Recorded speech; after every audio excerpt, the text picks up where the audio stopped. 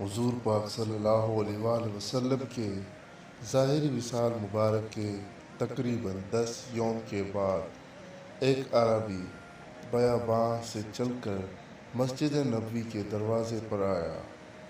اس نے اپنا چہرہ چھپایا ہوا تھا۔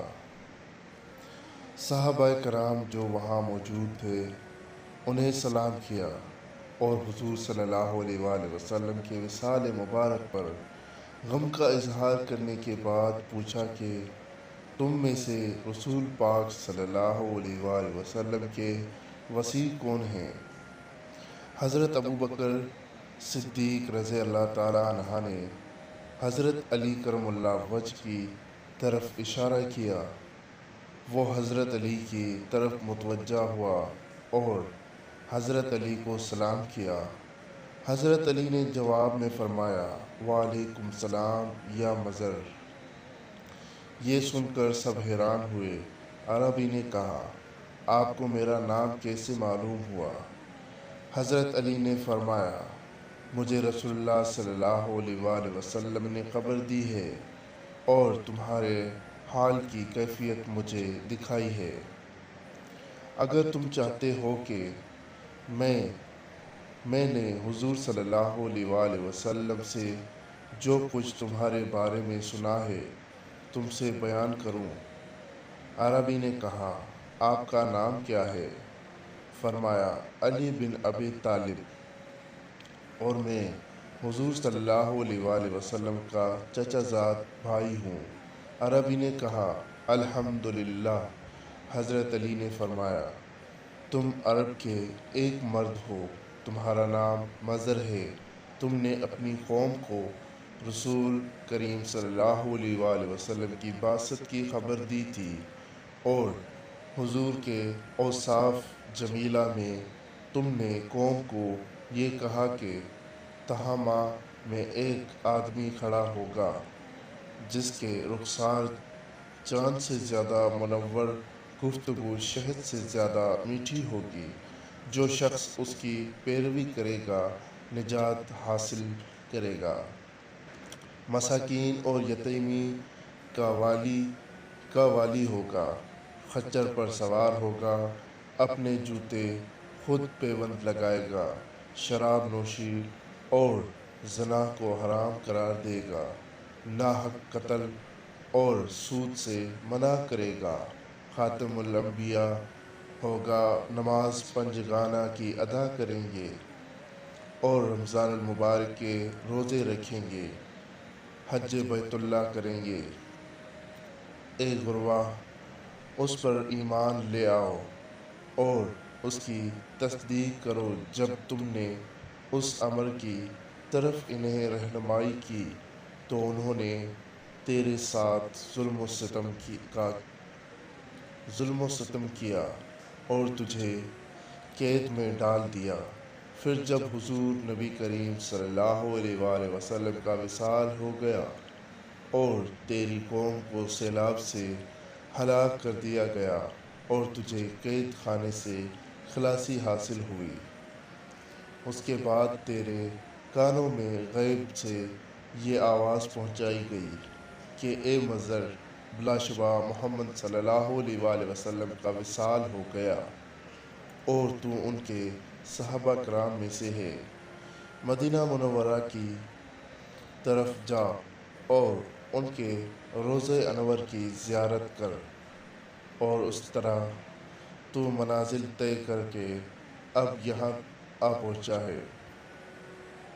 عربی نے جب یہ ساری باتیں سنی تو اس کی آنکھوں سے آنسو جاری ہو گئے اور کہا کہ اے علی، آپ کو اس واقعے کی خبر کیسے ہوئی؟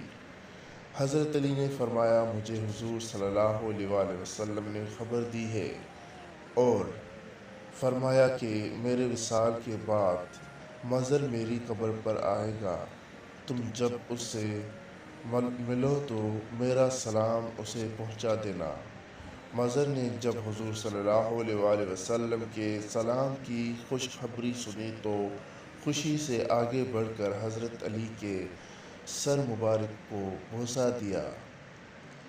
اس کے بعد اس نے حضرت علی سے کہا کہ میں نے آپ سے کچھ سوال کرنے ہیں، آپ مجھے ان سوالات کے جواب دیں۔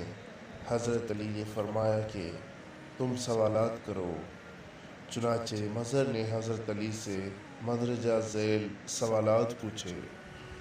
وہ کون سا نر ہے جس کے باپ اور ماں نہیں؟ وہ کون سی مادہ ہے جو بغیر ماں باپ کے موجود ہوئی ہے؟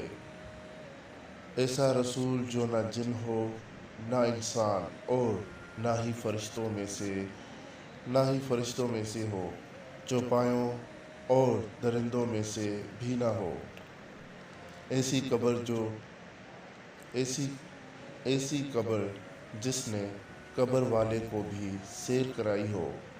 ایسا حیوان جس نے اپنے ساتھیوں کو ڈرایا ہو۔ ایسا جسم جس نے ایک بار کھایا پھر کبھی نہیں۔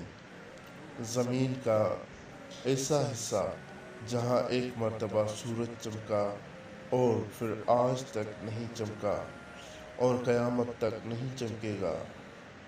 ایسا پتھر جس سے زندہ کی پیدائش ہوئی۔ وہ عورت جس سے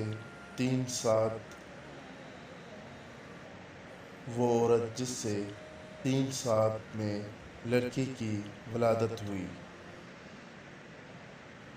2 ساکن جو حرکت نہیں کرتے، 2 محترک جو ساکن نہیں ہوتے، 2 دوست جو دشمن نہیں ہوتے،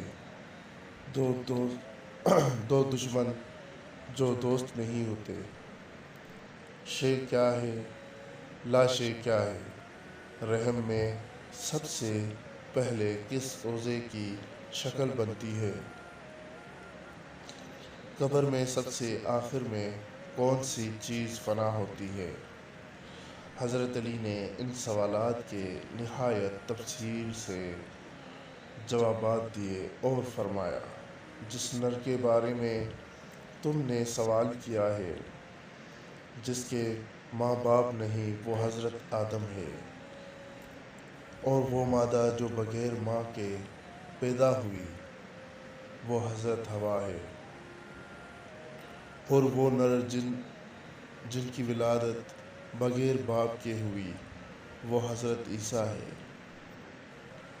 اور وہ رسول جو جنات، انسانوں اور فرشتوں میں سے نہیں تھا۔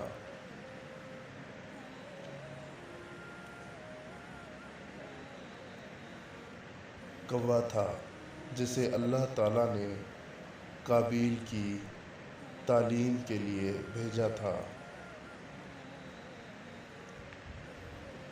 اور وہ قبر جس نے صحابہ قبر کو اپنے ساتھ سیر کرائی، وہ مچھلی تھی جس نے حضرت یونس کو اپنے پیٹ میں 3 دن تک رکھا اور سمندر کے اطراف و جوانب میں پھرتی رہی، اور وہ حیوان جس نے اپنے ساتھیوں کو ڈرایا تھا چونٹی تھی جو خوراک کی تلاش کے لیے باہر نکلی تھی کہ دوسری چونٹیاں ایک ستون پر چڑھی تھیں۔ حضرت سلیمان علیہ السلام کا لشکر سر پر تھا۔ اس چونٹی نے اپنی قوم سے کہا کہ خبردار، تمہارے گزرنے سے مٹی نہ گرے، اللہ تعالیٰ کا پیغمبر تم سے تکلیف اٹھائے گا۔ اور وہ جسم جس نے ایک مرتبہ کھایا پیا نہیں اور قیامت تک نہیں کھائے گا، وہ حضرت موسیٰ کا عصا مبارک ہے، جس نے جادوگروں کے جادو کو ایک لقمے میں ختم کر ڈالا۔ اور وہ زمین کا ٹکڑا جہاں ایک مرتبہ سے زیادہ سورج نہیں چمکا، وہ دریائے نیل تھا کہ اللہ تعالیٰ نے حضرت موسیٰ کے لیے پھاڑا، اور اس کی گہرائی کی زمین دکھائی دینے لگی۔ سورج اس پر چمکا، چنانچہ اس کے نیچے سے غبار اٹھا۔ حضرت موسیٰ اور ان کی قوم کے جانے کے بعد وہ پھر مل گیا۔ اور اپنی سابقہ حالت پر آ گیا، اور وہ پتھر جس پر حیوان کی ولادت ہوئی وہ تھا جس سے حضرت صالح کی اونٹنی پیدا ہوئی، اور وہ دو ساکن غیر متحرک زمین اور آسمان ہیں، اور تحریک سے یہاں مراد ایک جگہ سے دوسری جگہ منتقل ہونا ہے، اور وہ دو محترک جو کبھی بھی ساکن نہیں ہوتے چاند اور سورج ہیں، اور وہ عورت جس نے 3 سات میں بچہ جنا حضرت مریم تھی کہ 3 سات میں ان سے حضرت عیسیٰ کی ولادت ہوئی، اور وہ دو دوست جو کبھی ایک دوسرے کے دشمن نہیں ہوتے جسم اور جان ہیں، اور وہ دو دشمن جو کبھی دوست نہیں ہوتے موت اور زندگی ہے، شے مومن ہے اور لاشے کافر ہے، احسن اشیاء صورت بنی آدم ہے، رحم میں سب سے پہلے جس عضو کی شکل بنتی ہے وہ شہادت کی انگلی ہے، اور قبر میں سب سے آخر میں جو چیز فنا ہوتی ہے انسان کے سر کی ہڈی ہے۔ مظہر نے جب حضرت علی سے اپنے سوالوں کے نہایت تفصیلی جوابات سنے تو آپ کے سر مبارک پر بوسہ دیا۔